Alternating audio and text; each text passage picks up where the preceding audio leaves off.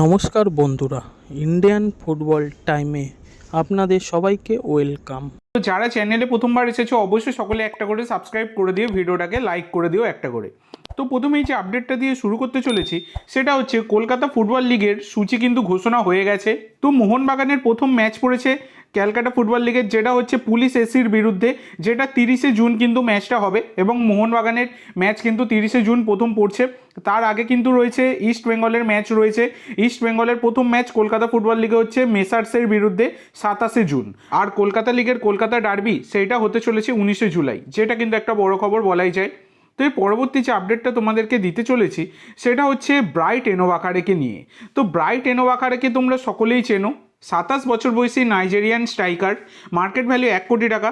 তিনি আগের সিজন অবধি যুক্ত ছিলেন কাতারের একটি ক্লাবে এবং তোমাদেরকে আমি এর আগেই জানিয়েছিলাম যে ডায়মন্ড হারবার এফসি, আই লিগের ক্লাব ডায়মন্ড হারবার এফসি, তারা কিন্তু এই ব্রাইটকে নেবার ব্যাপারে কথাবার্তা চালাচ্ছে।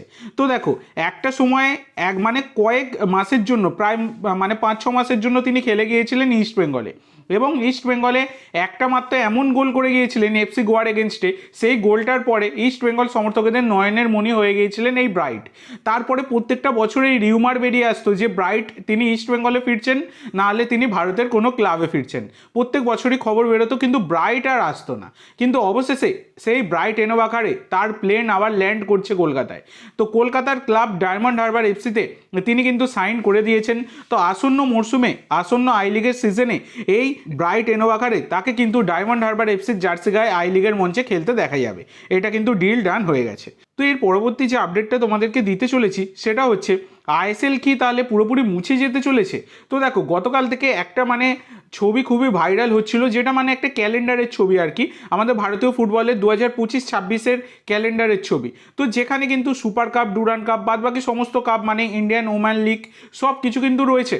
তো সেখানে কিন্তু আইএসএল এর নামটা ছিল না, সেইটা থেকে কিন্তু শোরগোল পড়ে যায় এবং কালকে সকালের ভিডিওতে আমি জানিয়েছিলাম আইএসএল এর ভবিষ্যৎ কিন্তু এখনো অবধি অন্ধকার হয়ে রয়েছে, যেটা এফএসডিএল এর একজন সিনিয়র অফিসার সমস্ত ক্লাবের মালিকদেরকে তিনি জানিয়েছেন যে এখনো অবধি স্পষ্ট নয় আইএসএল এর ভবিষ্যৎ। তিনি নিজেই জানিয়েছিলেন মিটিংয়ের মাধ্যমে এবং পরবর্তীকালে গতকালকে এই ক্যালেন্ডারের ছবিটা খুবই ভাইরাল হতে থাকে এবং সেখান থেকে কিন্তু জল্পনার সূত্রপাত, তাহলে কি আইএসএল পুরোপুরি মুছে যাচ্ছে ভারতীয় ফুটবল থেকে?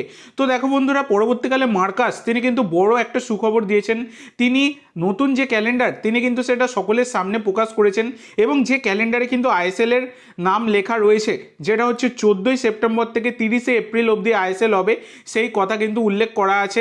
এবং মার্কাস এই খবরটা প্রকাশ করার পরে অনেক ফুটবল সমর্থকেরাই কিন্তু হাঁপ ছেড়ে বেঁচেছে, যারা ফুটবল ভালোবাসে, আইএসএলকে ভালোবাসে, তারা কিন্তু হাঁপ ছেড়ে বেঁচেছে এবং আইএসএল এর নাম কিন্তু দেয়া আছে সেখানে। তো 14ই সেপ্টেম্বর থেকে 30শে এপ্রিল অবধি আইএসএল কিন্তু হতে চলেছে, এটা কিন্তু কনফার্ম, সেই রকমটাই কিন্তু ক্যালেন্ডারে দেখা যাচ্ছে। তো এর পরবর্তী আপডেটে যাওয়ার আগে তোমাদের সকলের কাছে আমার একটাই অনুরোধ, যারা যারা চ্যানেলে প্রথমবার এসেছো অবশ্যই সকলে একটা করে সাবস্ক্রাইব করে দিয়ে আমাদের সাথে যুক্ত হয়ে যেও। পরবর্তীকালে এরকম গুরুত্বপূর্ণ আপডেট তোমরা কিন্তু পেতে থাকবে, সেই কারণে সাবস্ক্রাইব করা একদমই ফ্রি, একটা করে সাবস্ক্রাইব সকলেই করে দিও। তো পরের যে আপডেটটা তোমাদেরকে দিতে চলেছি সেটা হচ্ছে জয় গুপ্তাকে নিয়ে। তো 23 বছর বয়সী ভারতীয় লেফট ব্যাকের প্লেয়ার জয় গুপ্তাকে তোমরা সকলেই চেনো। মার্কেট ভ্যালু 1 কোটি টাকা। বর্তমানে তিনি এফসি গোয়ার সাথে যুক্ত রয়েছেন এবং এফসি গোয়ার সাথে তার 2028 সাল অবধি চুক্তি রয়েছে।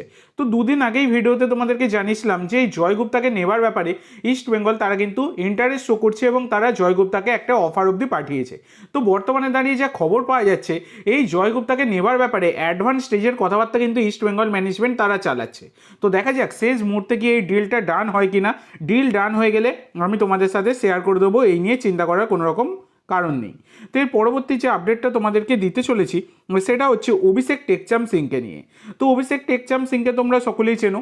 তো অভিষেককে নেবার ব্যাপারে মোহনবাগান, ইস্ট বেঙ্গল তারা কিন্তু রেসে ছিল। পরবর্তীকালে অ্যাকর্ডিং টু রেপ স্পোর্টস তারা কিন্তু দাবি করেছে জাতীয় দলের কোচ মানোলো মার্কুইজ রোকা তিনি কিন্তু একটা মধ্যস্থতাকারীর কাজ করছেন এফসি গোয়ার হয়ে, যে এফসি গোয়াতে নিয়ে যেতে চাইছেন এই অভিষেক টেকচাম সিংকে। কিন্তু বর্তমানে দাঁড়িয়ে যা খবর পাওয়া যাচ্ছে, মোহনবাগান আর এফসি গোয়ার মধ্যে রেস থাকলেও এই রেসে কিন্তু এগিয়ে রয়েছে মোহনবাগান। যদি যেমনটা এমবিএফটিও জানিয়েছে, যদি এই অভিষেক টেকচাম সিংয়ের এজেন্ট কোনো খেলা না খেলে, তাহলে কিন্তু অভিষেক টেকচাম সিং তিনি সবুজ মেরুন জার্সি আগামী সিজনে গায়ে চাপাবেন, এইরকম সম্ভাবনাই রয়েছে। তো দেখা যাক এবার কী হয়। পরবর্তীকালে এই বিষয়ে কোনো রকম আপডেট পেলে আমি তোমাদের সাথে শেয়ার করে দেবো। তো এর পরবর্তী যে আপডেটটা দিতে চলেছি এটা হয়তো কাল থেকে অনেকেই জেনে গেছো, যেটা হচ্ছে মরশুমের প্রথম বিদেশি সই কিন্তু মোহনবাগান ম্যানেজমেন্ট করিয়ে নিয়েছে, যেটা হচ্ছে 29 বছর বয়সী ব্রাজিলিয়ান লেফট উইঙ্গার রবসন রবিনো। তো এই রবসন রবিনো তাকে কিন্তু মোহনবাগান ম্যানেজমেন্ট নিতে চাইছে, অনেকদিন থেকেই কথাবার্তা চালাচ্ছে, এই খবরটা প্রথম নয়। অনেক আগেই এমবিএফটি তারা দাবি করেছিল যে মোহনবাগানে সই করে দিয়েছেন রবসন রবিনো, এবং গতকালকে ম্যারিনার স্যারিনা তারাও কিন্তু কনফার্ম করে দিয়েছে যে এই রবসন রবিনো তিনি কিন্তু মোহনবাগানে কনফার্ম হয়ে গেছেন এবং মোহনবাগানে তিনি সই করে দিয়েছেন, এটা একটা ডিল ডান। কিন্তু পরবর্তীকালে আবার যদি দেখো, এর আগেও মার্কাস যখন এমবিএফটি ফার্স্ট জানিয়েছিল তখনও মার্কাস জানিয়েছিল যে না, সাইনিং এখনও অবধি হয়নি। তো এখনও অবধি কিন্তু আবার মার্কাস এখনও আবার জানাচ্ছে যে না, সাইনিং কিন্তু এখনও হয়নি। যদিও দেখো ম্যারিনার স্যারিনা এমবিএফটি এরা কিন্তু ভুল খবর দেয় না, তো সেক্ষেত্রে তাহলে কি মার্কাস ভুল খবর দিচ্ছে? তো দেখো এই রকমটাও হয় না, তবে মার্কাসের খবরেও ভুলভ্রান্তি হয়। এর আগে কিন্তু এরকম আমরা দেখেছি, কার্ল ম্যাকিউক তিনি মোহনবাগান ছাড়বেন না তিনিই বলেছিলেন, পরবর্তীকালে কার্ল ম্যাকিউক মোহনবাগান ছেড়ে এফসি গোয়াতে গিয়েছিলেন, এবং তারপর গত সিজনে যখন মলিনার নাম অ্যানাউন্সমেন্ট হয় তার আগের দিন মার্কাস বলেছিলেন যে মোহনবাগানের নতুন কোচ মানে নির্ধারণ হতে, নতুন কোচ কনফার্ম হতে কিন্তু 10 দিনের মতো সময় লাগবে। কিন্তু সেই টুইটটা করার পরের দিনেই কিন্তু মোহনবাগান তাদের নতুন কোচের নাম ঘোষণা করে দিয়েছিল, এই মলিনার নাম। সেক্ষেত্রে মার্কাসেরও খবর সবসময় কিন্তু ঠিক হয় না, সেটা কিন্তু আমরা সকলেই দেখেছি। তো দেখা যাক, আশা করবো রবসন রবিনো সাইনিংটা সম্ভবত হয়ে গেছে, তো যেরকমটা কিন্তু জানা গেছে। তো রবসন রবিনো মোহনবাগানে আসায় তোমরা কতটা খুশি হয়েছো অবশ্যই সকলে কমেন্ট করে জানাতে ভুলো না। তো আজকের জন্য এইটুকু বন্ধুরা, ভিডিওটি ভালো লাগলে অবশ্যই লাইক করো, শেয়ার করো, আমার চ্যানেলে প্রথমবার এসে থাকলে চ্যানেলটি সাবস্ক্রাইব করো, আর কমেন্ট করে জানাও ভিডিওটি কেমন লাগলো। ধন্যবাদ।